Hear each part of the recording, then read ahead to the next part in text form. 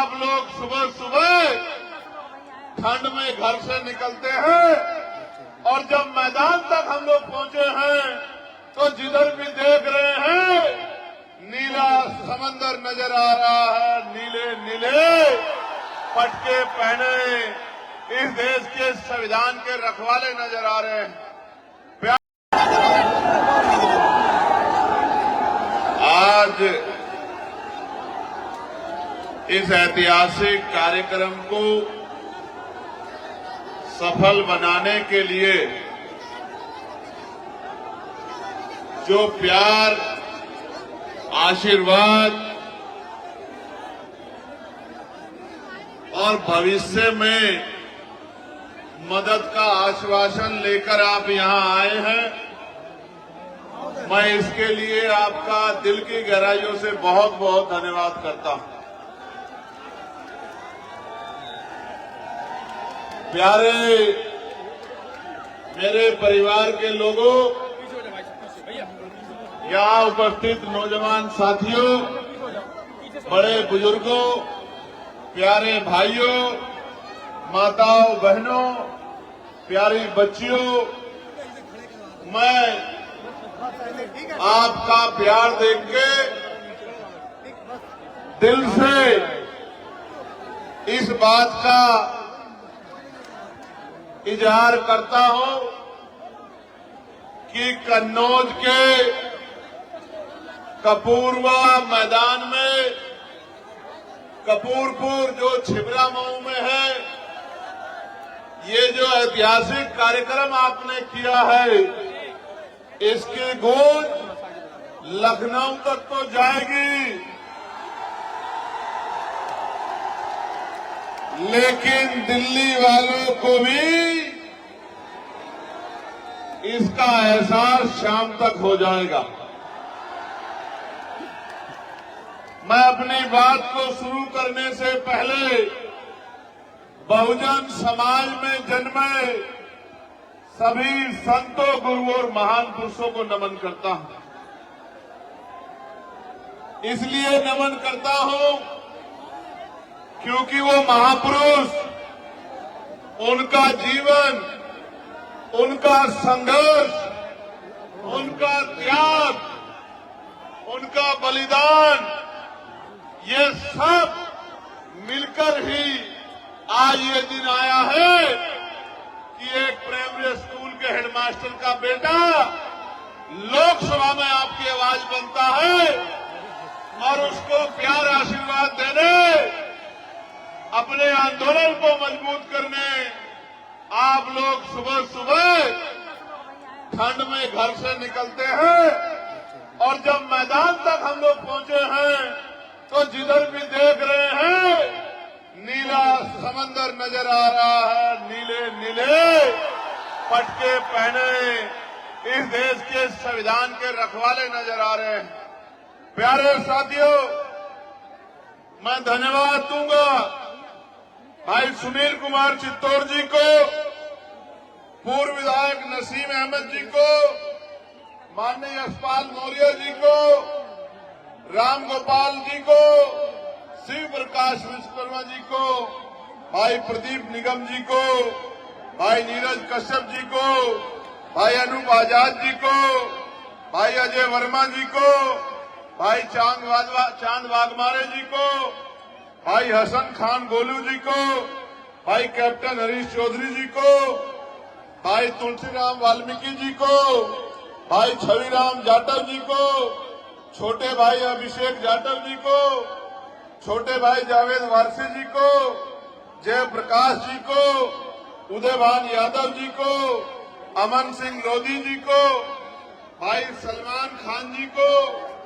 जगरूप प्रजापति जी को, बब्बू अहमद जी को, गंगाराम पाल जी को, भाई रोकी वाल्मीकि जी को, करण चौधरी जी को, प्रभात गौतम जी को, अरुणेश कुमार जी को, रविंद्र पाल भोजी जी को, सिद्धार्थ विश्वकर्मा जी को, अर्पित आजाद जी को, राजन गौतम जी को, सुंदरम बोध जी को, राम बाबू वर्मा जी को, अनिल वर्मा जी को, सिद्धार्थ गौतम जी को, भगवान दास जी को, रमाकांत गौतम जी को, गौरव अहिरवार जी को, नीरज गौतम जी को, माननीय लाल मोहम्मद जी को, गुलाम वारिस जी को, मुन्ना खां भाई को, नूर मोहम्मद जी को, रियाजुल प्रधान जी को, साजिद कश्मीरी जी को, चांद खान जी को, और उनके अलावा अगर कोई छूट गया हो, चक साहब और तमाम हमारे साथी, अगर कोई छूट गया हो तो मेरे में ही अपने आप को खोज लेना।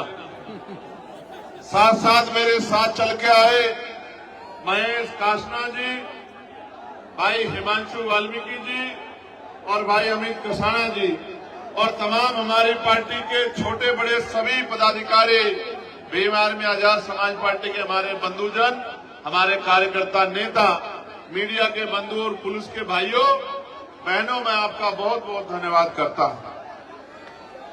मैं इस बात से शुरू करूंगा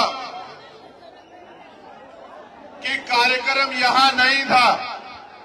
कार्यक्रम कहां तय हुआ था? कार्यक्रम तय हुआ था कसावा मैदान में। कसावा के मैदान में तय हुआ था, लेकिन अंत में एक हफ्ते पहले कार्यक्रम का स्थान बदला गया। सुदर्शन जी, अगर कार्यक्रम कसावा मैदान में होता तो मैं लिख के देता हूं कि सारे रिकॉर्ड टूट जाते। मेरी बात को आप याद रखना। लेकिन रिकॉर्ड तो यहां भी, कपूरवा के मैदान में भी, कपूरपुर के मैदान में भी आजाद समाज पार्टी भीम आर्मी के लोगों ने बना दिया है। ऐसी सभाएं चुनाव में भी नहीं होती जैसा कार्यक्रम आपने जो है अपनी मेहनत की कमाई से कराने का काम किया। और नौजवानों का जो जोश है, जो नौजवानों का जोश है, वो देखने को है। कैसे कैसे एक एक रुपया जोड़ के, कैसे कैसे अपने काम से छुट्टी लेके आज ये बड़ा जन सैलाब यहां पहुंचा और कहते हैं कि संघर्षों के साए में घनघोर जवानी पलती है और इतिहास उधर झुक जाता है जिस और जवानी चलती है। ये वो नौजवान है जो अपना आदर्श बाबा साहब अम्बेडकर को मानते हैं। ये वो नौजवान है जो अपना आदर्श शहीद उधम सिंह जी को मानते हैं। ये वो आदर्श है जो अशफाक साहब को अपना आदर्श मानते हैं। ये जो नौजवान है जो शहीद आजम सरदार भगत सिंह जी को अपना आदर्श मानते हैं। और मैं आज कह रहा हूं कि अगर नौजवान ठान ले तो वो दिन दूर नहीं है कि उत्तर प्रदेश में एक नया इतिहास, एक नया सुंदर भविष्य 2027 में लिखा जाएगा। प्यारे साथियों, मेरे दो प्यारे भाई सौरभ गौतम नौरमपुर से और सत्येंद्र कुमार जो हमारे बूथ के कार्यकर्ता हैं, कल अपने कार्यक्रम को सफल बनाने के लिए मोटरसाइकिल से निकले थे। रास्ते में दुर्घटना के शिकार हुए और बड़े तकलीफ के साथ कहना पड़ रहा है कि भाई सौरभ गौतम हमारे बीच में नहीं रहे। सड़क दुर्घटना में वो हमें छोड़कर चले गए और सत्येंद्र कुमार घायल हैं। मैं कुदरत से प्रार्थना करता हूं कि भाई सौरभ जी के परिवार को ये दुख सहने की शक्ति दें और संबल दें। बहुत जल्द मैं उनके परिवार से मिलने उनके गांव में जरूर जाऊंगा। इस बात का भी मैं आप लोगों को बहुत जिम्मेदारी से घोषणा करके कह रहा हूं। और भाई सत्येंद्र जी जो घायल हैं उनके लिए भी प्रार्थना करता हूं कि वो जल्दी स्वस्थ हो जाएं। प्यारे साथियों, बंटू कठेरिया हमारे बहुत प्यारे साथी यहां रहते थे, बहुत मेहनती कार्यकर्ता थे। कुछ दिनों पहले वो भी हमें जो है छोड़कर चले गए थे। मैं उनके परिवार के बीच में पहुंचा था और मैं आशा उम्मीद करता हूं कि इन बलिदानों से हमारे कार्यकर्ता निराश हताश नहीं होंगे, बल्कि इन बलिदानों को सच्ची श्रद्धांजलि देने के लिए और ज्यादा मेहनत करने का काम करेंगे।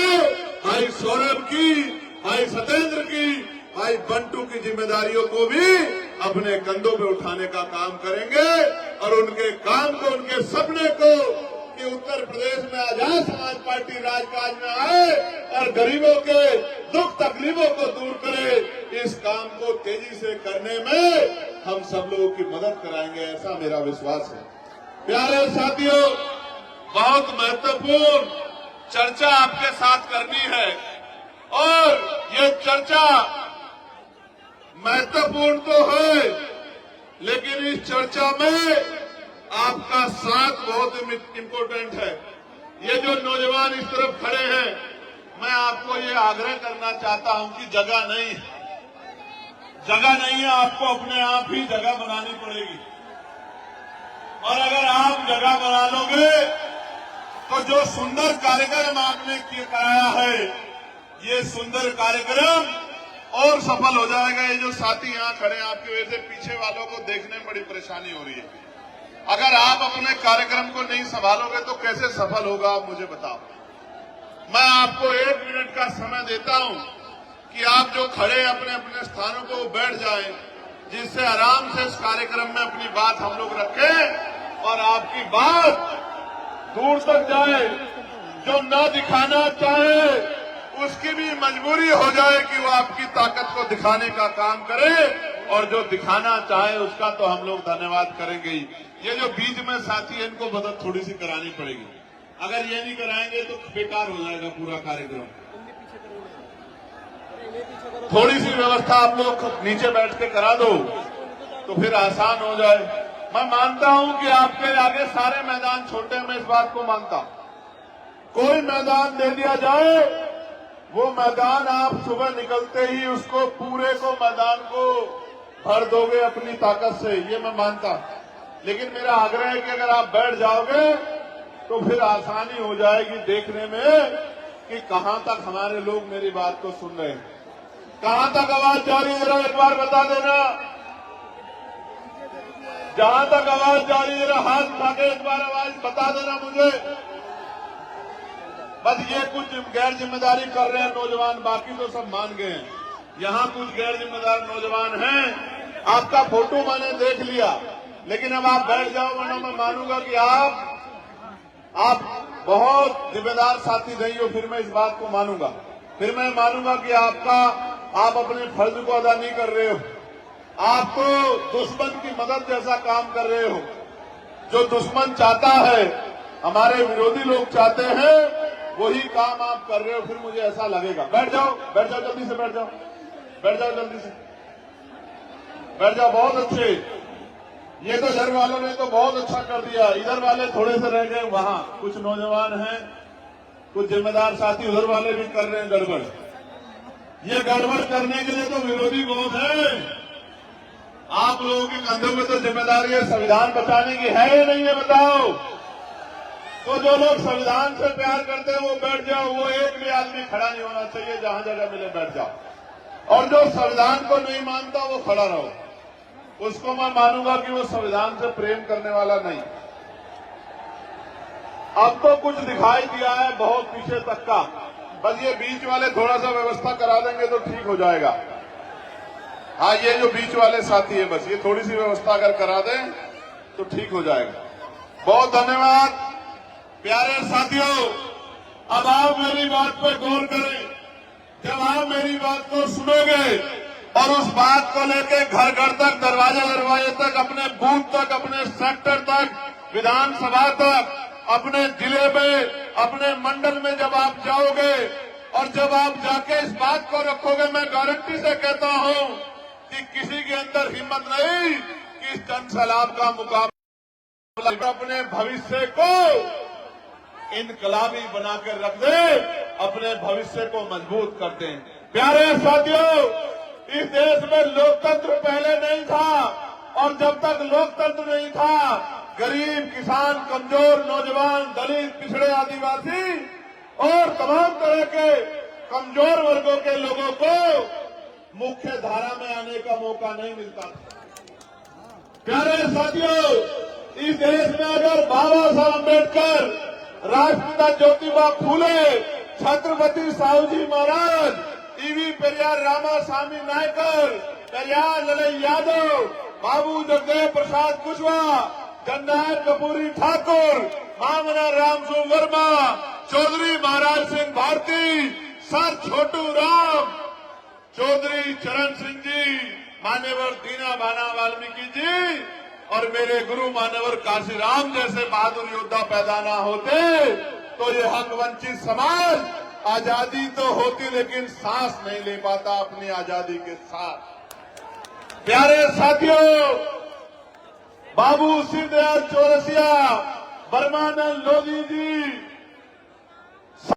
ने आपका नेता बनकर डिबेट में चुनौतियों को स्वीकार करके इस देश में लोकतांत्रिक व्यवस्था कराने का काम किया है।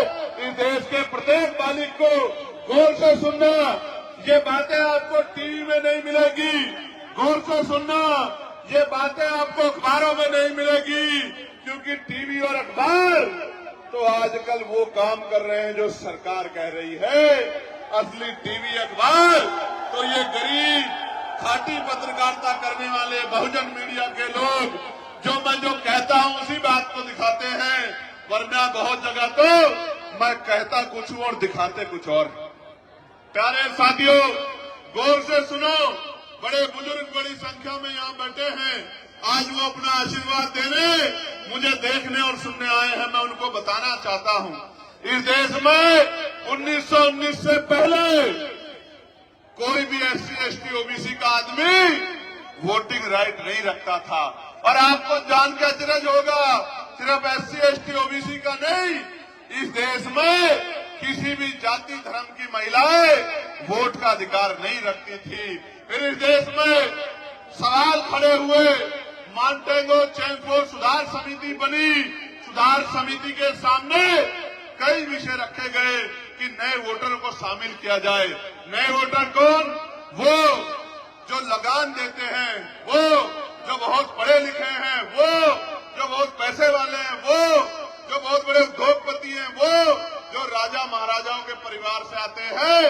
और कुल मिला के 1919 से पहले 3% लोग वोट करते थे। कितने परसेंट लोग? जोर से बताओ, आवाज जानी चाहिए कन्नौज तक। नहीं, लखनऊ तक नहीं जा रही है, जोर से बताओ पहले। कितने परसेंट लोग? 3% लोग। फिर जब ये मॉन्टेगो चेम्सफोर्ड सुधार समिति ने नए प्रयोग किए तो 15% लोगों को वोट का अधिकार मिला। और मैं बहुत जिम्मेदार से कह रहा हूं, जिन महिलाओं को नहीं पता कि बाबा साहब ने क्या दिया है, मैं उन महिलाओं को, अपनी बहनों को, तमाम जाति धर्मों की बहनों को कहना चाहता हूं कि अगर बाबा साहब अम्बेडकर ना होते तो इस देश में प्रधान से लेकर प्रधानमंत्री, राष्ट्रपति, महिला कभी नहीं बन पाती। मैं चैलेंज करके, ऐलान करके कहता हूं, आओ डिबेट करो जिसको जानकारी नहीं। तो बाबा साहब अम्बेडकर ने क्या किया? बाबा साहब अम्बेडकर ने ये किया कि 1928 में उन्होंने बहिष्कृत हितकारिणी सभा के जरिए एक ज्ञापन दिया। कैसा ज्ञापन? जैसा ज्ञापन आप जिलाधिकारी को देते हो, मुख्यमंत्री को देते हो, राज्यपाल को देते हो, राष्ट्रपति जी को देते हो, ऐसा ज्ञापन दिया। और उसमें कहा कि ये कैसा लोकतंत्र है जिसमें गरीब, दबे, कुचले, महिलाएं, दलित, पिछड़े, आदिवासी, अल्पसंख्यक वोट ही नहीं कर सकते। और जो वोट ही नहीं कर सकता वो चुनाव कैसे लड़ सकता? इसी बात को समझ लो भाई। अगर आप में से कोई वोटर नहीं है तो क्या वो भारत का कोई भी चुनाव लड़ सकता है? लड़ सकता है? जब तक आप वोटर नहीं बनोगे, जो मानक है उनको पूरा नहीं करोगे, एज के मानकों को, तब तक आप चुनाव नहीं लड़ सकते हो। इसलिए बाबा साहब अम्बेडकर ने फिर गोलमेज कॉन्फ्रेंस से पहले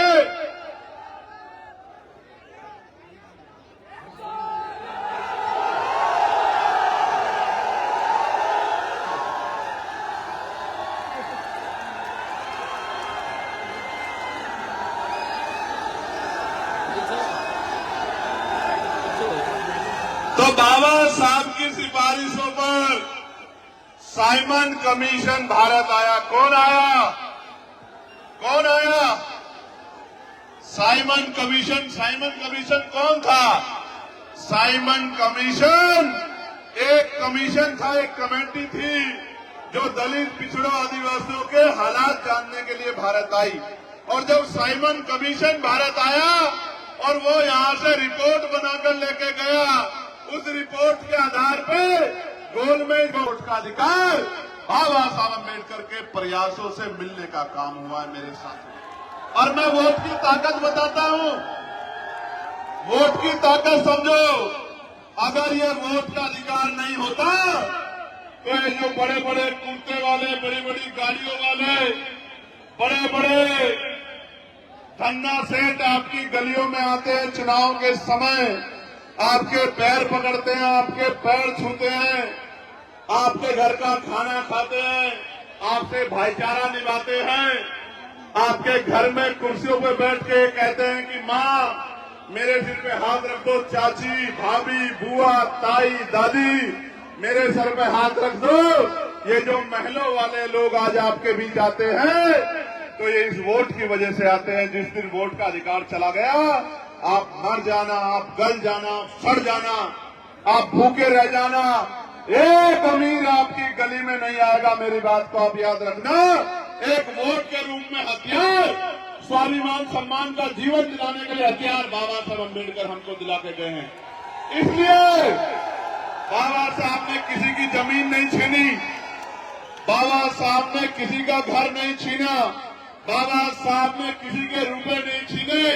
अगर आज भी इस देश में बाबा साहब अम्बेडकर की प्रतिमाएं तोड़ी जाती हैं, आज भी इस देश में फूले साहू की प्रतिमाएं तोड़ी जाती हैं, आज भी इस देश में बाबा साहब अम्बेडकर को अपमानित करने की कोशिश की जाती है, उसका एकमात्र कारण ये है कि बाबा साहब अपने बच्चों को नौकरी नहीं लगा के गए। अपने करोड़ों बच्चों को इज्जत से जीने का अधिकार संविधान में दिला के गए। इस कारण बाबा साहब अम्बेडकर का विरोध किया जाता है।